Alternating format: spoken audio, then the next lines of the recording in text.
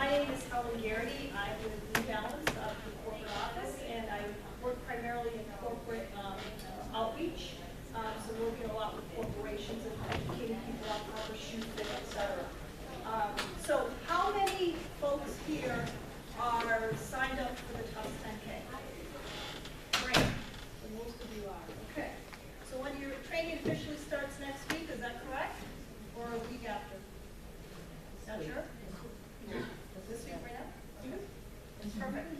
All right. Well, hopefully this topic is somewhat timely for you, and we're going to use this as make it as interactive as possible. So stop us along the way if you have any questions. I'm joined here today with Tim Long and Mike Howell, both out of our Boston Brighton new location store. Tim is our product training person who knows everything and anything about shoes, and Mike is the new store manager at Brighton. So, first and foremost, question. Who has seen this device and has been on it in the last 6 months? One person. Okay. How about the last year? Okay. Does everybody know what this is?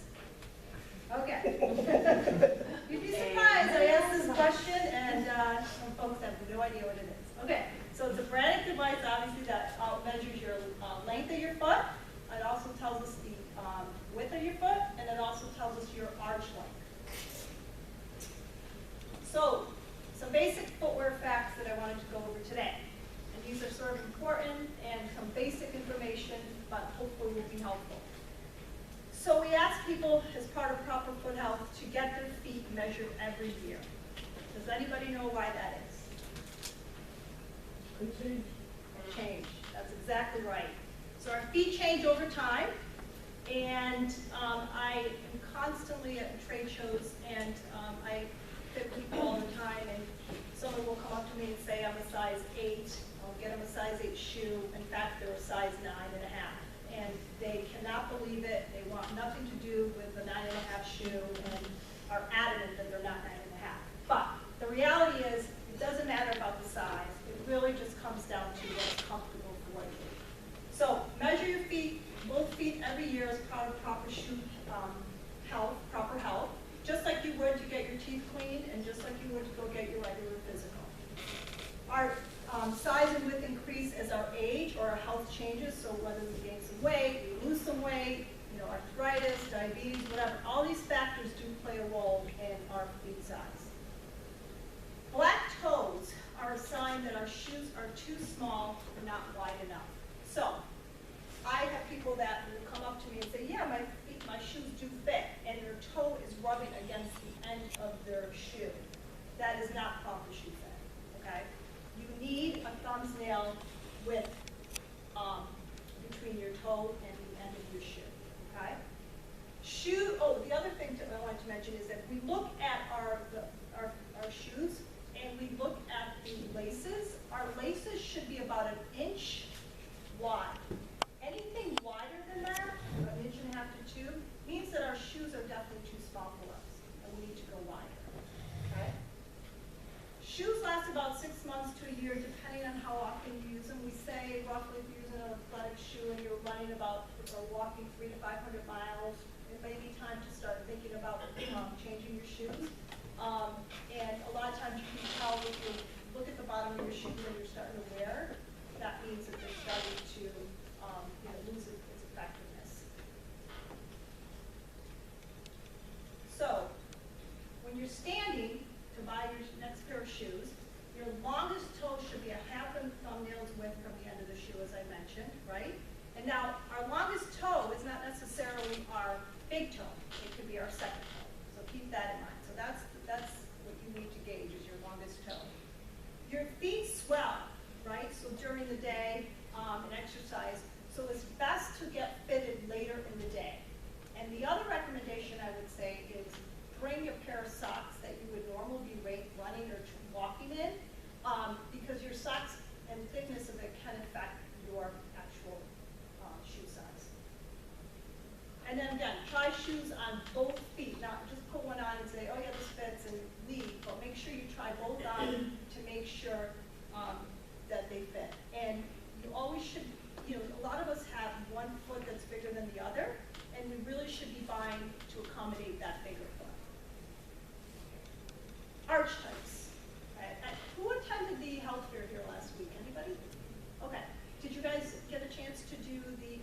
Remember the machine? Yeah, okay. So we did talk a little bit about arch types then, right? You know, generally speaking, there's 3 different arch types. There's a high arch person, someone with a normal or medium arch, and then really a flat arch, okay? And this is very important as we start to think about shoe recommendations, what type of shoe makes sense for you. So most of you have seen this, I'm going to skip over it, but basically it's the machine that, our digital scanner that will tell us your arch type. It'll give us your size and your width, etc. So looking at this, just as a quick little test, looking at the arches here, what category would you put them in? A high, medium, or low? High. Right, exactly. A lot of times with high arch folks, right, they put most of their pressure on their heel and their forefront area. So if you think about it, there's no real cushioning here or any way to absorb their shock absorption, so most of their pressure is going to go in those 2 areas. So neutral cushioning is, let me show you an example of a neutral cushioning shoe. Okay, this is a neutral cushioning shoe here, right? It's basically just cushioning. There's no stability or technology in this shoe at all, okay? Stability. So stability comes in, you know, there's usually a low, medium, and high stability shoe, okay? And that is good for someone that has more of that medium arch that we're talking about. So example of a low stability shoe, okay, is this shoe. I'm pulling up, there's a variety of different options, but this is the Prism, okay? This particular shoe, as you can see, has a denser foam right here. It's shorter than something like this, and even this. And you can see this goes, it's a lot longer, so that means it has more stability in it than something like this, okay? And they all serve their purpose depending on your foot type and your activities, etc. Okay? So you think of the stability in a shoe as your guardrail. So folks that typically will benefit from a stability shoe are the ones that typically will, what we call overpronate. And those are the folks that will sort of, you know, their gait will kind of take them inwards, right? So this serves as sort of this guardrail to say, hey, you know, you're not going to go further and down further. We're going to kind of put you back to the level playing field, okay? Motion control are for folks that have, like, think of those like Flintstone type of feet, those flat pancake-like feet. And those are for people that have excess pronation. So we tend to put some technology in the shoe to help you from rolling in and out, right, to keep you as stable as possible. So those folks really need a high level of stability. And this is an example of a stability shoe. So this has what we call our roll bar. And again, it provides you with that tightness around your heel to kind of keep you from rolling in and out. So performance shoes are sport specific. So, you know, as you go out into the marketplace now, there's a shoe for everything, right? I mean, there are shoes from Zumba, CrossFit, I mean, you name it, you can find it. And it can get confusing as to what shoe do I need for what activity. So this kind of looks at different types of shoes that are out there. And they all have their purpose, right? So the biggest question we get is, you know, I want a shoe that, and you guys can attest to this, I want a shoe that I can do multiple things in, right? So typically those type of people do a little bit of everything, but not a lot of anything, right? So it's that cross-training shoe that may be beneficial for them where, you know, we're not going to tell them to go run a marathon in that shoe, but maybe do, you know, 3 miles or something like that. And they can also do some, you know, gym exercises, etc. So the moral of the story is, just to sum it all up, is make sure as you start your exercise regime, whether you're walking, hiking, whatever it is, that you go and get a shoe that properly fits, okay? And I think that will help you along the way. I've run specialty stores out there. There's the New Balance stores. There's family shoe chains that can help you versus going to a store where you just pull anything off the rack and hope it's going to do its job. So make sure you get properly fitted for the right shoe for the right activity. Any Anybody have any questions? No? All right, I'm going to turn it over to Tim, who's going to talk a little bit more about biomechanics. All right, so running biomechanics. So we talked a little bit about footwear, a little bit about proper fit. Now it's going to be how you actually run, how you're going to be going down the street, how you're going to be finishing the 10K. So breaking down just what biomechanics is, running biomechanics is all about the motions and the timing involved in the running form. Often running injuries are caused by improper running biomechanics. Research in this area has turned out important information to help runners have better running form. So what we're talking about today is going to be what we call good form running. So this is not the way Usain Bolt runs. This is not going to win you the 100-meter dash. This is going to allow you that you can continue to run the 10K.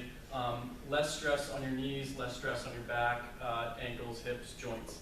So what we're going to concentrate on are the 4 aspects of good form running, which are posture, your cadence, which is how many steps you take, your lean, and your stride, so where you land on your foot.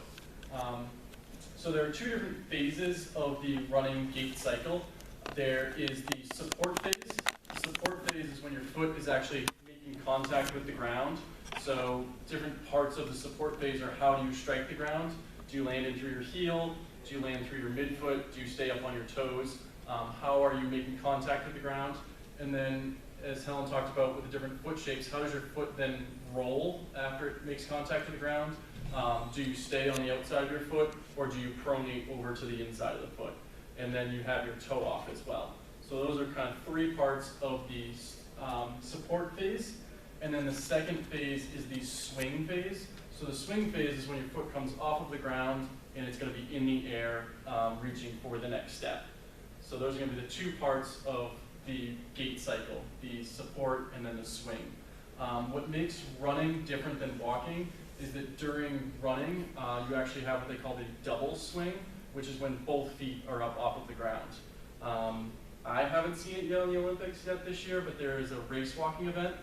They do 20 kilometers as well as 50 kilometers, where they have to have one foot in contact with the ground at all times. There's judges watching them walk the entire way, and if both feet come up off the ground, they can actually be disqualified from the race. I was reading earlier, they say usually 1 out of every 8 people in the race is disqualified for having both feet come off the ground. So that's going to be the difference between walking and running, is that in running you have that double swing. So both feet are off the ground, you're actually kind of floating for a little bit of time. So rolling of the feet is very important, especially when it comes to footwear. It's half of choosing the right shoe. So the first half is knowing what your arch height is, whether it's high, medium, or low.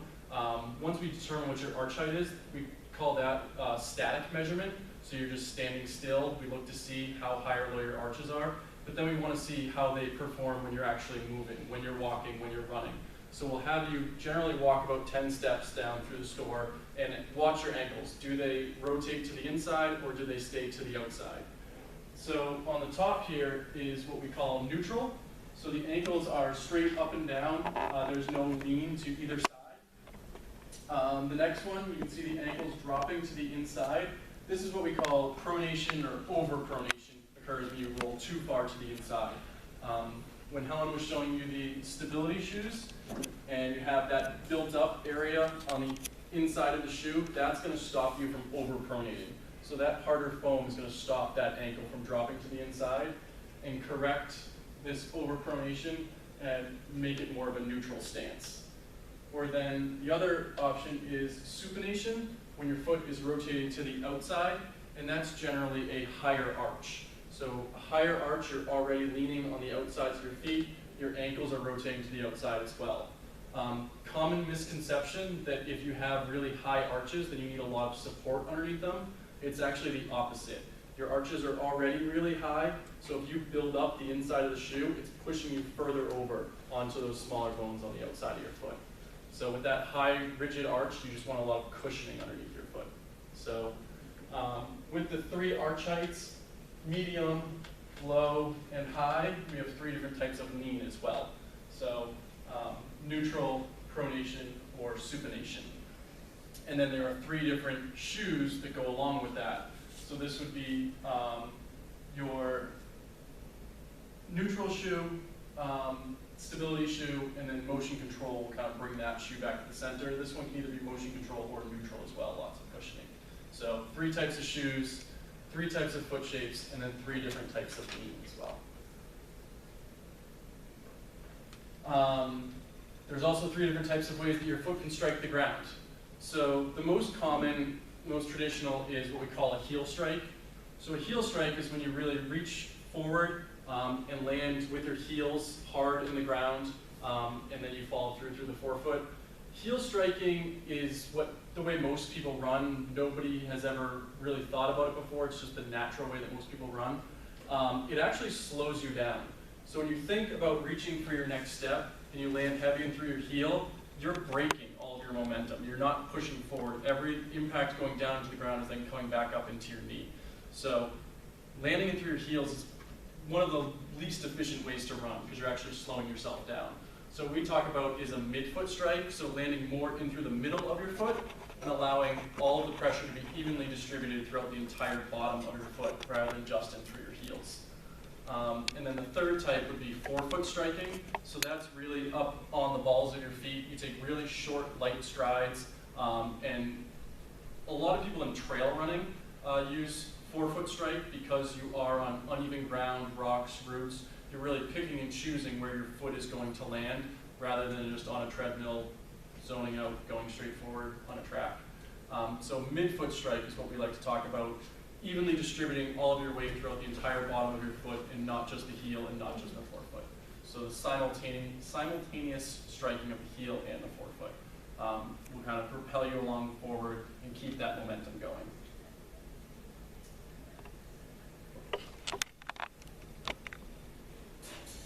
There are many benefits to good form running. 2 of the main ones being injury prevention and a better overall running experience. 4 keys to good form are posture, midfoot, cadence, and lean. The main thing with posture is putting your body in good alignment. To do this forward, it puts everything into place. Cadence is the most important tool to achieving good form.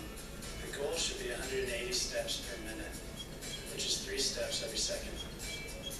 Most runners land down in front of themselves on their heel. The more efficient strat is to land on your midfoot. A good way to feel your midfoot is to walk in place.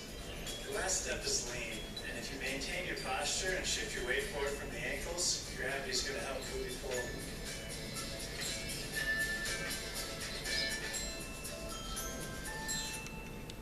All right, so you guys remember the 4 aspects of good form running? You guys know what the first one is? Posture. Posture. Here's pop-quiz. Posture. Yes. All right, posture is one. Cadence. Cadence, 180 steps per minute. Leaning from the ankles.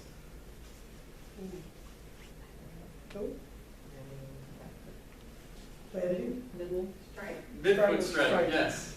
All right, nice job. So 4 different steps to good form running. So the first one being posture. What they say, have everything lined up, hands over your head, kind of bring your arms down so everything is in a line, slight bend in through your knees. So everything is kind of lined up, ready to go forward. You want to be straight, you don't want to be leaning over like this. You want to be straight, good form. The next one, midfoot. So landing through the middle of your foot like we talked about earlier, not landing heavy in through your heels, not being up on your toes, but evenly distributing your weight throughout your entire midfoot. Cadence. So cadence, they said 180 steps per minute. 180 steps per minute is about 3 steps a second. So you're taking very short, quick strides. So that causes you not to overreach your foot and land in through your heel. So if you're taking shorter, lighter strides, that's less pressure going through your heels, less pressure throughout your entire body on all of your joints. So if you're just taking shorter, lighter strides through your foot, it's going to be a lot more efficient for you. You're not going to have those kind of like jarring movements. And then finally, lean. The idea is that with your posture lined up, you're leaning at your ankles and you're really just stopping yourself from falling forward. So if you're all lined up with correct posture and you lean from your ankles, you want to fall forward. So you're just stopping that kind of fall forward and then just continuing those steps afterwards. So what we're going to do is have you all stand up and practice that posture. So for posture, we're going to have our hands over our head, kind of slowly bring them down to our sides. So our back is all lined up, hips are lined up, feet are about shoulder width apart. Slight bend in the knees, you don't want to be really stiffened through the knees. And then we're going to find our midfoot. So by finding our midfoot, just kind of step in place, and you want to land it through the middle of your foot. You don't want to land through your heels. It's a little bit easier to be on your toes when you're just standing in place. We're going to practice cadence. We're not going to practice lean because we can't really go anywhere. But for cadence, it's going to be 180 steps per minute. An easy way to find that when running would be to have a playlist. There's a whole bunch of different songs that are 180 beats per minute. So you can download playlists, you can find them on Google. There's a lot of different songs out that are 180 beats per minute. So what we're going to do is kind of jog in place for 30 seconds. So if we jog in place for 30 seconds, that's going to be 90 steps per minute. Now we're just going to count our right leg, so we're going to try to get 45. So 45 times your right leg hits the ground in 30 seconds. So I got a song we're going to play, and we're going to jog in place for 30 seconds. So let's start again with posture. Hands down. We have our midfoot. And then I'll give you guys the ready to go. So you want to try to keep in pace with the music. All right, ready? We're going to give a 3, 2, 1. And you're going to count just your right foot. Ready? 1, 2, 3, go.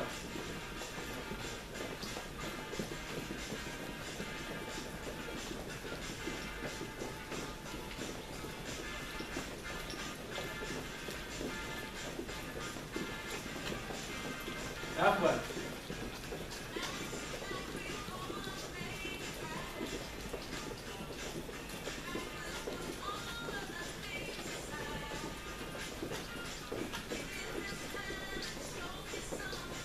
All right, 30 seconds. Mike, what'd you get? 44. 44. Anybody else?